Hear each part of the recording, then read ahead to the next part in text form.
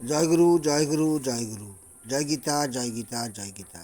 আদিবিদ্যা, আদিবিদ্যা থেকে শিবকথা, মন্ত্রের দশবিধ সংস্কার। আজকের 5 নম্বর। সব মন্ত্রবর্ণগুলি লিখে মন্ত্রবর্ণের সংখ্যা অনুসারে রক্তকরবী ফুল দিয়ে রং। মন্ত্রে এক একবার বর্ণগুলি অভিমন্ত্রিত করে অশ্বত্থ পল্লব দ্বারা সেই তন্ত্রে উক্ত বিধান মতে নম বা অন্য কিছু যদি থাকে এই রকম আর কি, এইরূপ বিধানে সব মন্ত্রবর্ণগুলিকে সিঞ্চন করার নাম অভিষেক। তাহলে এই মন্ত্রের দশবিধ সংস্কারে আজকের 5 নম্বরে অভিষেক।